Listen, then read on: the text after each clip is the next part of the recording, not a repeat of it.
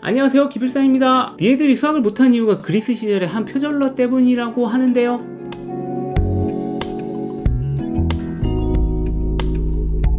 이번 시간에는 그 먼 옛날 그리스 시절의 얘기를 해볼까 합니다. 때문에 흥이 다 깨져버렸으니까 책임져. 아니 그놈의 그리스 얘기 말씀드린 적 있는지 모르겠는데 제가 원래 말머리에 그리스 얘기하는 거 존나 싫어합니다. 어원이 고대 그리스에 어쩌고 저쩌고 그리스 철학자 누구 게네스가 어쩌고 저쩌고. 그러나 특별히 오늘 말씀드릴 그리스인은 님들 꼭 아셔야 될 것 같아서 말씀드리는 거예요. 말하자면 수학의 탄생이죠. 그리고 물리학이란 어떻게 보면 수학의 응용이니까 굳이 고대 그리스 유클리드 얘기를 안 할 수가 없다는 겁니다. 유클리드는 사실 영어로 발음하는 이름이고 원래 발음은 에우클레이데스라고 불러야 한다고 하는데요. 원래대로라면 시저가 아니고 카이사르고 지저스가 아니고 이에소스고 그런 맥락으로 에우클레이데스도 유클리드라고 무식한 미국인들이 지멋대로 부른 거죠. 에우클레이데스는 말이죠, 좀 긴데?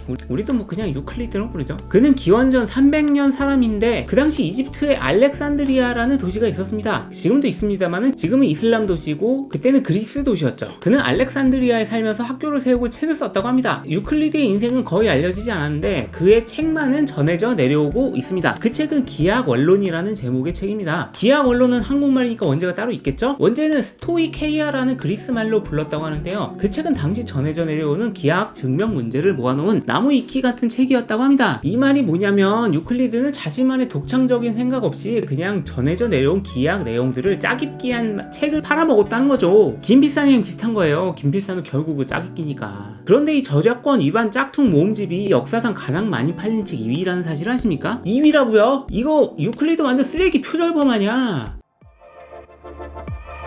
뿌슝 안녕하세요, 유클리드 TV입니다. 오늘은 요즘 아테네에서 인기 있는 기하학 문제 탑 10입니다. 유클리드가 살아생전 책 팔아먹어서 수익 창출한 건 아닐 테니까 그냥 그건 봐주시고요. 역사상 가장 많이 팔린 책 순위에서 성경 다음으로 2위를 기록한 것은 이 책이 역사적으로 오랫동안 수학 교과서로 쓰였기 때문이에요. 팔린 건 2위지만 읽은 사람 수는 아마 10위권 바뀌겠네요. 유클리드 책이 이렇게 역사적으로 오랫동안 팔릴 수 있었던 것은 사실 표절이나 저작권 위반 짜깁기 콘텐츠 때문만은 아닙니다. 그것은 바로 여러 콘텐츠를 모아서 하나의 스토리로 만들어내는 기획 능력 그리고 편집 능력 때문이죠. 기획력이라는 게 뭡니까? 유클리드는 수학의 증명이라는 것의 의미를 심도 깊게 파악한 인류 역사상 최초의 사람입니다. 유클리드는 기하학, 다시 말하면 수학이란 지식체계는 벽돌로 쌓은 탑과 같아서 아래 벽돌이 튼튼해야 위에 벽돌들도 고정되어 있을 수 있다고 생각한 겁니다. 우리가 수학에 치를 떠는 이유, 수포자가 생기는 이유도 똑같죠. 애초에 초딩 수학, 중등 수학부터 탄탄히 기초를 다졌어야 되는데 겁나게 쳐놀다가 고등학교 가서 수학 공부 해보려니까 초딩 중딩 수학이 안 돼서 못하는 거예요.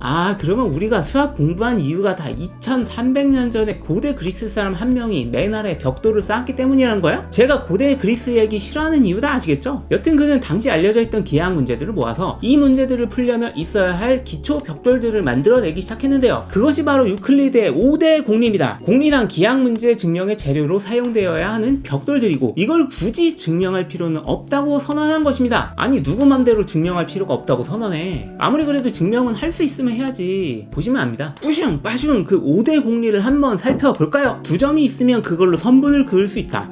당연한 소리 아닙니까? 선분은 양쪽으로 무제한으로 연장될 수 있다. 내 또 당연한 소리를. 점이 있으면 그걸 중심으로 해서 원을 그릴 수 있다. 오, 그렇군요. 오, 당연한 소리를 하셨어요. 모든 직각은 같다.